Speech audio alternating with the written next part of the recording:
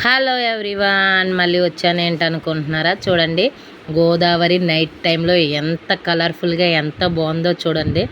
అయితే నేను ఏలూరు వెళ్తున్నాను, అప్పుడు వీడియో తీసాను. చూడండి, ఎదర బ్రిడ్జ్ మీద ఎంత లైటింగ్తో గోదావరి ఎంత మెరిసిపోతుందో చూడండి.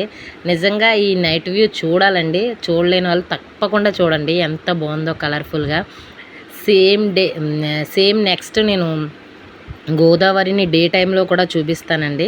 ఎందుకంటే నేను గోదావరి ఏలూరు నైట్ వెళ్ళి నెక్స్ట్ డే ఆఫ్టర్నూన్ మళ్ళీ వచ్చాను. వచ్చేటప్పుడు గోదావరి చూడండి ఎంత బాగుందో.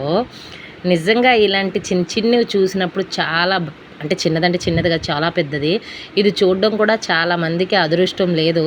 నాకైతే ఆ అదృష్టం ఉంది. ఎందుకంటే మా అమ్మమ్మ వాళ్ళది అక్కడే. మేము చాలాసార్లు ఆ గోదావరి దగ్గరికి వెళ్ళాము, ఆడుకున్నాము. మా చిన్నతనంలో అక్కడే ఎక్కువ ఉన్నాము.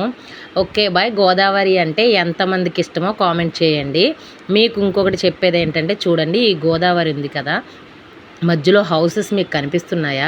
మళ్ళీ కొంచెం ముందుకు వెళ్తే మళ్ళీ గోదావరి వస్తుంది. కానీ వాళ్ళు ఎలా అక్కడ నివసిస్తున్నారో నాకైతే ఇప్పటికే అర్థమవ్వలేదు.